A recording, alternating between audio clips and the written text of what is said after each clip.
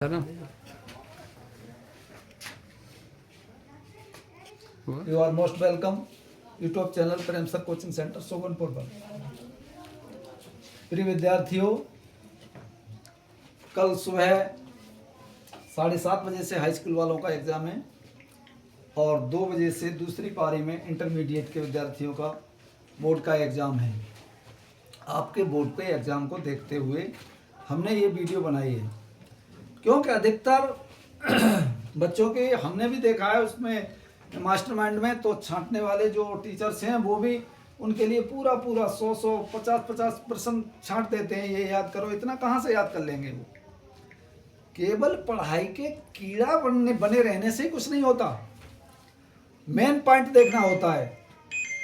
देखिए, जब आप अपनी कॉपी को इस तरह से संक्षेप में थोड़े शब्दों में और ठीक ढंग से सजा करके लिखेंगे, क्रम बाई क्रम, जैसे प्रश्न संख्या 1, उसके बाद प्रश्न संख्या 2, उसके बाद प्रश्न संख्या 3, उसके बाद प्रश्न संख्या 4, क्रम बाई क्रम संक्षेप में और सुंदरता के साथ आप शब्दों को लिखेंगे तो जांचने वाले को, जो जिसके पास भी आपकी कॉपी जाएगी, वो उस कॉपी को देख करके उसका मूड फ्रेश होगा।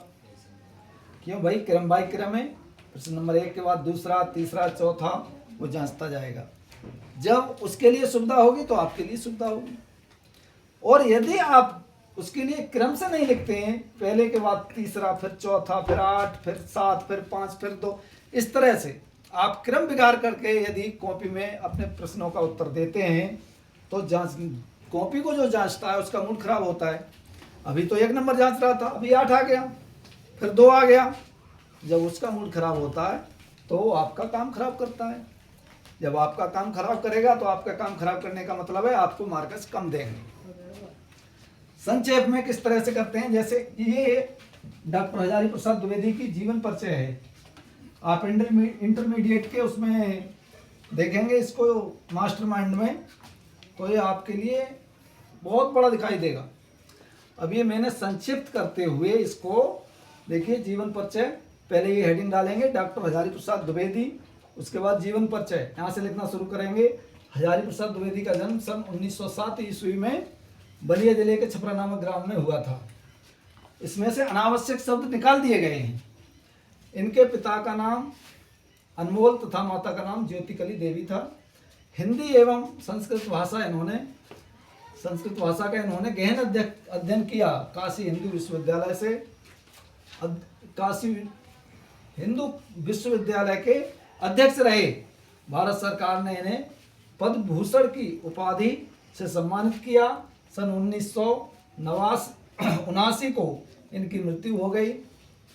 साहित्यिक परिचय, इनका हिंदी गद्य में महत्वपूर्ण निम्न स्थान है, निबंधकार के रूप में और उपन्यासकार के रूप में आदि। गागर में सागर इसको कहते हैं, बिल्कुल संक्षिप्त में।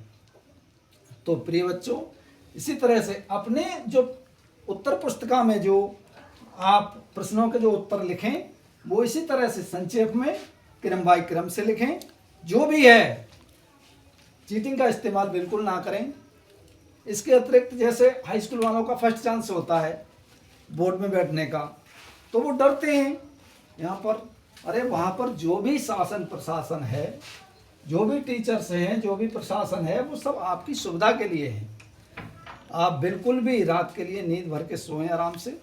सुबह को जाने से, पेपर देने जाने से 1 घंटा पहले अपने सब निबंध वगैरह और जीवनी वगैरह को देखें आराम से, इसकी मृत्यु और जन्म, उसके बाद इस तरह से इस सब थोड़े काट करके, थोड़े छांट करके याद करें। ये नहीं अगर सारा का सारा याद करेंगे तब तो आप एक ही जीवन परिचय में फंस जाएंगे। तो जाकर के बैठें आराम से और जैसे ही पेपर सामने आए बिल्कुल निश्चिंत रूप से उसको पढ़िए।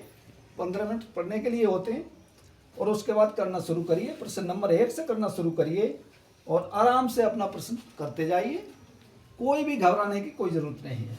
संक्षेप में और साफ सुंदर अक्षरों में उत्तर दें। धन्यवाद।